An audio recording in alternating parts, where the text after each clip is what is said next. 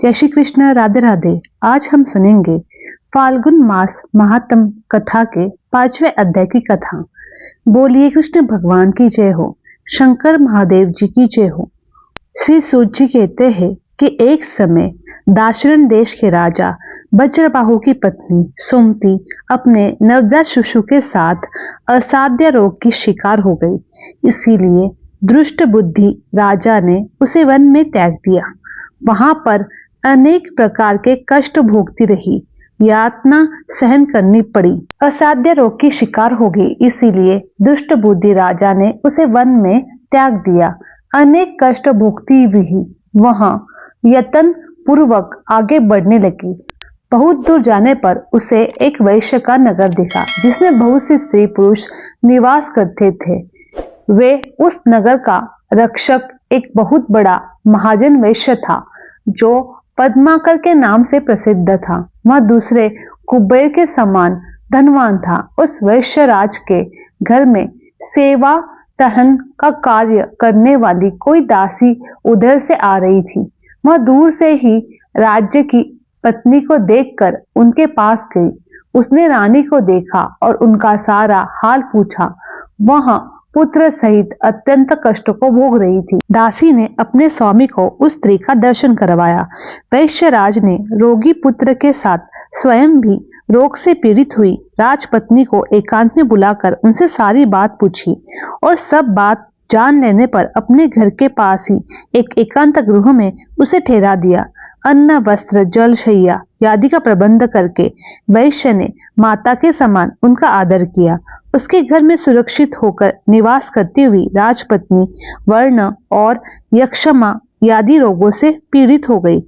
उसके भी रोग शांत नहीं हुए थे कि कुछ दिनों में रानी का पुत्र भी घाव से पीड़ित होकर वैद्य की चिकित्सा शक्ति से परे जा चुका था। कोई भी वैद्य उसका इलाज नहीं कर पाया और उसकी मृत्यु हो गई। पुत्र के मरने पर रानी महान शोक से ग्रस्त होकर मूर्छित हो गई, लता के समान धरती पर गिर पड़ी।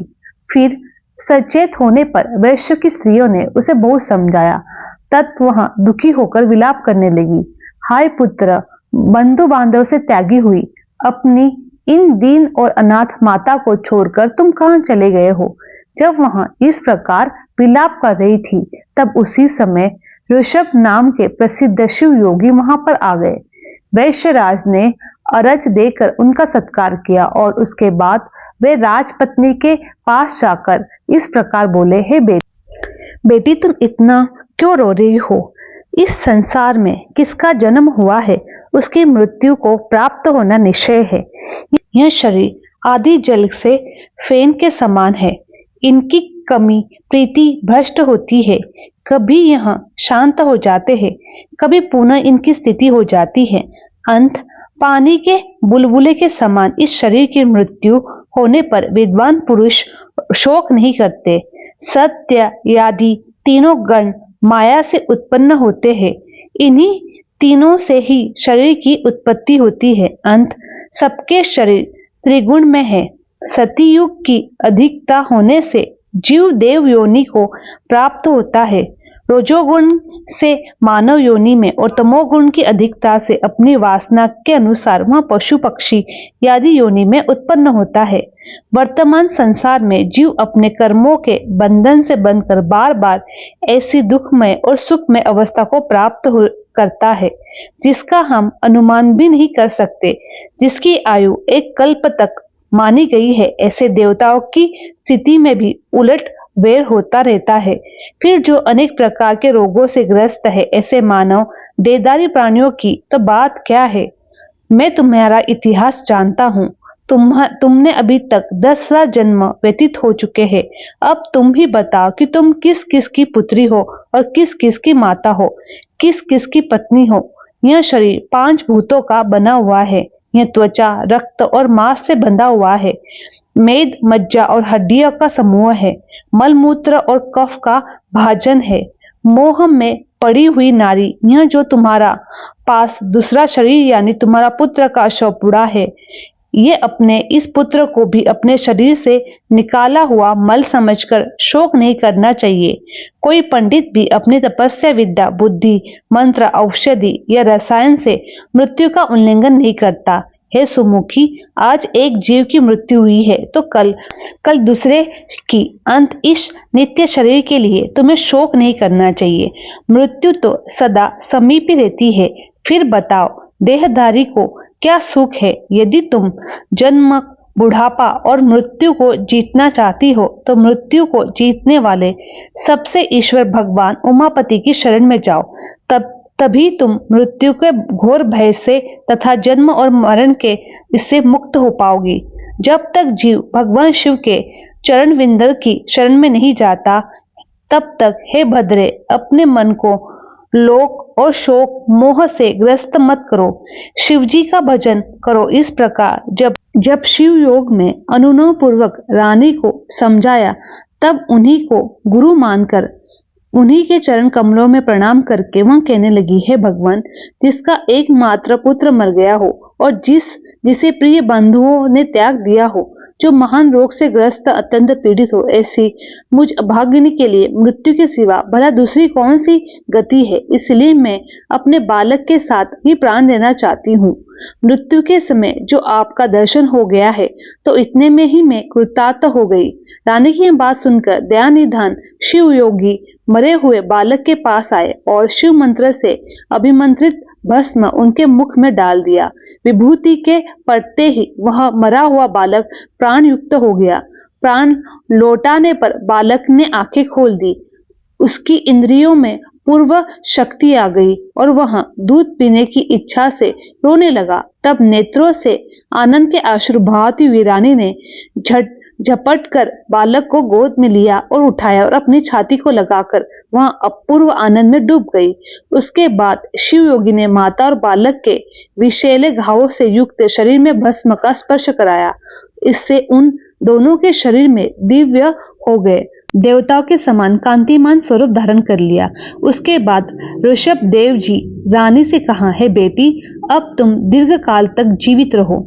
जब तक इस संसार में जीवित रहोगी, तब तक वृद्धावस्था तुम्हारा स्पर्श नहीं कर सकेगी।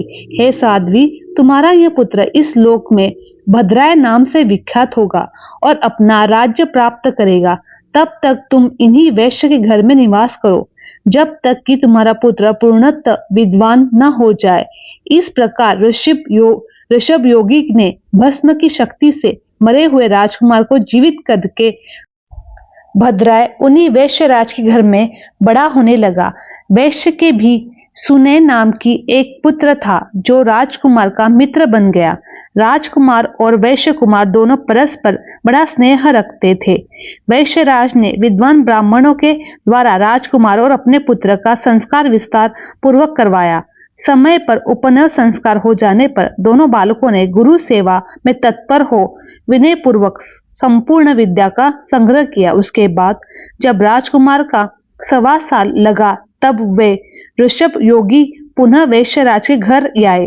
रानी व राजकुमार ने बड़े हर्ष के साथ उन्हें बार बार प्रणाम किया और उनकी पूजा की।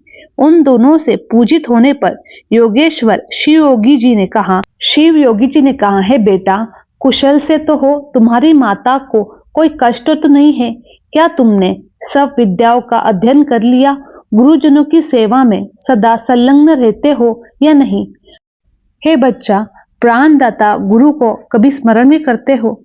योगेश्वर ऋषभ जी के ऐसा कहने पर विनयशीलता से रानी ने अपने पुत्र को उनके चरणों में डाल दिया और कहा, है गुरुदेव, यह आपका ही पुत्र है, आप ही इसके प्राणदाता हो। आप दया करके शिष्य को अनुग्रहित करें, इसे संत पुरुषों के उत्तम मार्ग में शुभ कमल का उपदेश दे। रानी के द्वारा प्रसन्न कराए जाने पर परम बुद्धिमान शिव योगी ने राजकुमार को सन्मार्ग का उपदेश दिया। ऋषि ने बोले कि वेद स्मृति पुराणों में जिनका उपदेश किया गया है, वही सनातन धर्म है। सब लोगों को चाहिए कि अपने अपने वर्ण और आश्रम के अनुसार सदा शास्त्रोक्त धन का सेवन करें। वैश्य, तुम सदा सत्पुरुष के मार्ग पर चलो, उत्तम आचरण का पालन करो, देवताओं की आज्ञा का भी उल्लंघन ना करो, देवताओं की अवहेलना ना करो, गो देवता गुरु ब्राह्मण के प्रति सदा भक्ति भाव रखो। अतिथि के रूप में यदि चांडाल भी अपने घर आ जाए तो उनका सत्कार करो। अपने प्राणों पर संकट आ जाए तो भी सत्य का परित्याग ना करो। हे महाभाग, धन की, पराय स्त्री की, देवता और ब्राह्मण की वस्तुओं की, अत्यंत दुर्लभ पदार्थों की तृष्णा का त्याग दो। ब्रह्म मुहूर्त में उठकर भली भांति याचमन करके पहले गुरु जी को प्रणाम करो। उसके बाद उमापति भगवान शिव का ध्यान करके लक्ष्मीपति नारायण, ब्रह्मा, गणेश, स्कंद, कात्यायनी देवी, महालक्ष्मी, महासरस्वती, इंद्र आदि लोकपाल और पुण्य श्लोक महर्षियों का चिंतन करो। उसके बाद उदय काल में भगवान सूर्य को प्रणाम करो। गंध, पुष्प, तांबुल, शाक और पके हुए फल आदि भक्ष्य भोजन प्रिय और नूतन पदार्थ पहले भगवान शिव को अर्पण करो, फिर प्रसाद रूप में उनका उपभोग करो। जो कुछ दान, सत्कर्म, जप, स्नान, होम, चिंतन और तप तुम्हारे द्वारा किया जाए वह सब भगवान शिव को समर्पित कर दो। खाते पीते, पाठ करते, सोते जागते, घूमते, देखते, सुनते, बोलते, ग्रहण करते समय सदा ही भगवान शिव का चिंतन करो। प्रतिदिन मंत्र राज पंचाक्षर मंत्र का जप करो और ध्यान करते हुए सदा भगवान सदाशिव के चरणों में अपने मन को रमाते रहो। बस यहाँ संक्षेप में तुम्हारे लिए मैंने धर्म का उपदेश किया है। ऐसा कहकर ऋषभ योगी जी ने उस राजकुमार को परम दुर्लभ शिव कवच का ज्ञान दिया। फिर राजकुमार को एक भारी आवाज करने वाला शंख, शत्रुओं का नाश करने वाला एक खंडक दिया। फिर भस्म को अभिमंत्रित करके राजकुमार के अंगों में लगाया और उसे 12,000 हाथियों का बल प्रदान किया। उसके बाद योगी जी ने कहा कि इस तलवार की धार बड़ी पैनी है, तुम जिसको एक बार इसे दिखा दो उस शत्रु की तत्काल मृत्यु हो जाएगी। जो तुम्हारे शत्रु इस शंख की ध्वनि सुन लेंगे वे मूर्छित होकर गिर जाएंगे, अचेत होकर अपने हथियार डाल देंगे। यह खंडक और शंख दोनों ही बड़े दिव्य है। इनके प्रभाव से और भगवान शिव के कवच की महिमा से 12,000 हाथियों के समान महान बल से और भस्म धारण जनिक शक्ति से तुम शत्रु सेना पर अवश्य विजय प्राप्त करोगे। पिता के सिंहासन को पाकर इस पृथ्वी की रक्षा करोगे। इस प्रकार माता सहित भद्रयु को भली भांति उपदेश देकर उन दोनों से पूजित होकर योगी बाबा वहां से चले गए।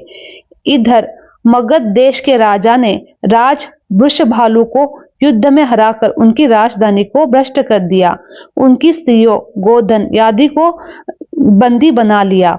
वज्रबाहो को भी बलपूर्वक बांधकर रथ में बिठाकर वे लोग अपने नगर में ले गए।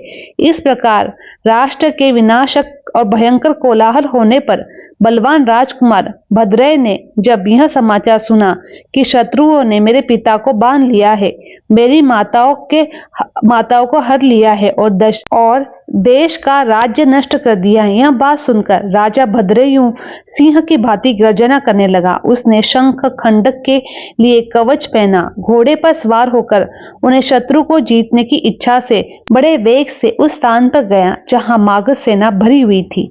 राजकुमार शीघ्र ही शत्रु की सेना में घुस गया। धनुष्य को कानों तक खींचकर बाणों की वर्षा करने लगा। राजपुत्र के बाणों की मार खाकर शत्रु भी उस पर टूट पड़े। बड़े वेग से भयंकर बाणों से द्वारा उसे घायल करने लगे। युद्ध में शत्रुओं के अस्त्रों और शस्त्रों की वर्षा के आघात होकर राजकुमार रणभूमि में विचलित नहीं हुआ, क्योंकि वह शिव कवच से पूर्णतः सुरक्षित था। मगध सेनाओं की अस्त्र वर्षा का सामना करते हुए भद्रायु ने शत्रु सेना में प्रवेश करके बहुत से रथों, हाथियों, पैदल सैनिकों को शीघ्रता से मार गिराया। रणभूमि में ही एक रथी या सारथी सहित मारकर राजकुमार ने उसे रथ पर अधिकार कर लिया और अपने मित्र वैश्य कुमार को सारथी बनाकर युद्ध में विचरण करना प्रारंभ कर दिया। उन्हें देखकर ऐसा जान पड़ता था कि मानो मृगों के झुंड में कोई सिंह भ्रमण कर रहा हो। तब शत्रु सेना के सभी बलवान सेनापति अपना धनुष उठा क्रोध में भरकर केवल उसी की ओर दौड़ पड़े। यह देखकर राजकुमार भद्रायु ने उनके सामने अपना भयंकर खंडक लेकर खड़ा हो गया। चमकती हुई विकराल तलवार को सामने देखते ही सब सेनापति सहसा ही उनके प्रभाव से अपने प्राणों से हाथ धो बैठे। उस रणभूमि में जो भी उस चमकती हुई तलवार को देख लेता उसकी तुरंत मृत्यु हो जाती। उसके बाद भद्रायु ने शत्रु के संपूर्ण सेना का विनाश कर लिया। अतिशय गर्जना करने वाले महाशंख को बजाया।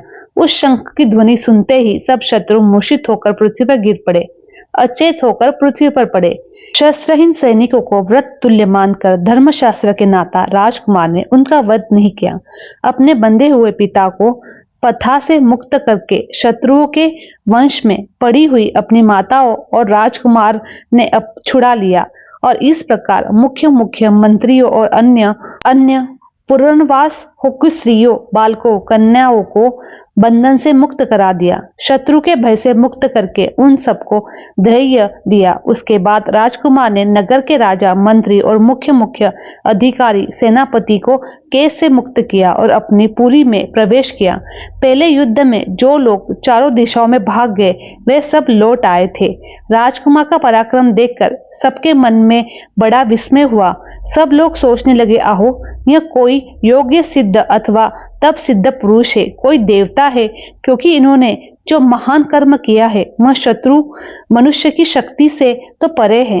इन शक्तिधारी ने जो अक्षर नौसेना को अकेले ही प्राप्त कर लिया। सभी लोग यह सोच ही रहे थे, तभी भद्रायु ने के पिता राजा ब्रजबाहु विस्मित और आनंद में डूबे हुए थे। नेत्रों से आनंद के आंसू बहाते हुए उसके सामने आए। राजकुमार ने प्रेम से विलय होकर अपने पिता को प्रणाम किया। तब राजा ने पूछा, हे महामते, तुम कौन हो? तुम देवता हो या मनुष्य? कहीं कोई गंधर्व तो नहीं हो? तुम्हारे माता पिता कौन है? तुम्हारा देश कौन सा है? तुम्हारा नाम क्या है? तुमने हमें हमारी स्त्रियों को किस कारण से शत्रु के बंधन से छुड़वाया है? तुम्हारे इस ऋण से बंधु बांधव समेत मैं हजारों जन्म से मुक्त नहीं हो पाऊंगा। इन पुत्रों, इन पत्नियों और इस राज्य नगर को छोड़कर मेरा चित्त अब तुमसे ही बंधा हुआ है। तब राजा की बात सुनकर भद्रायु ने कहा, हे राजन, यह मेरा मित्र वैश्यपुत्र है और इसका नाम सुनय है और मैं इसी के सुंदर ग्रह में अपनी माता के साथ रहता हूँ। मेरा नाम भद्रायु है। मैं अपना वृत्तांत आपको बाद में बताऊंगा। इस समय आप स्त्रियों, मित्रजनों के साथ नगर में प्रवेश कीजिए। शत्रु का भय छोड़कर सुख में रहिए।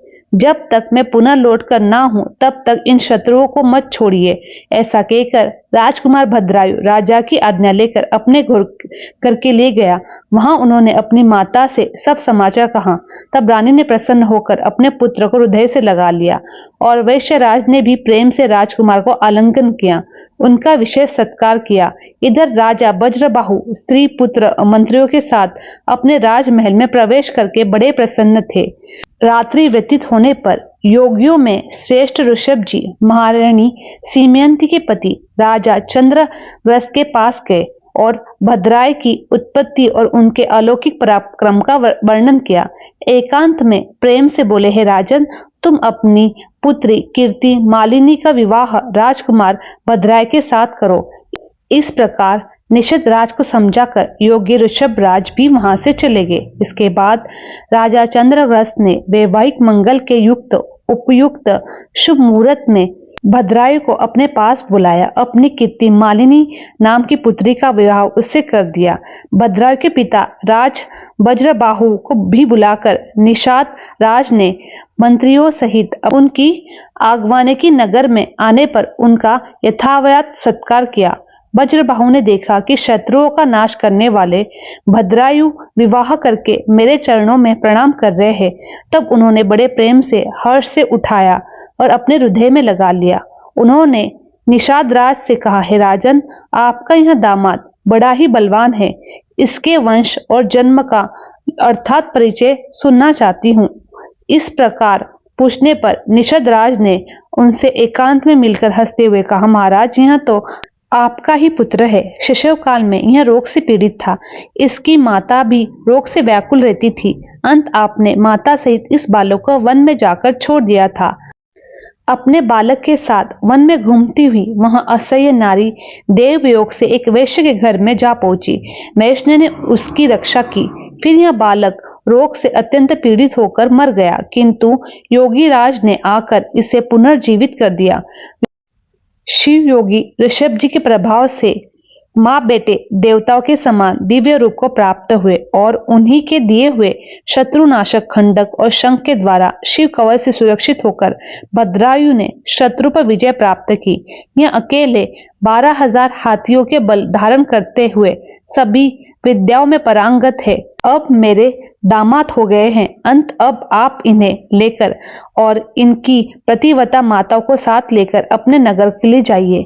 इससे आप उत्तम कल्याण के भोगी होंगे। यह सब बातें राजा चंद्रावत अपने निवास में ठहरी हुई राजा की ज्येष्ठा पत्नी को वहां पर ले आए। वस्त्र आभूषणों से विशुद्ध थी।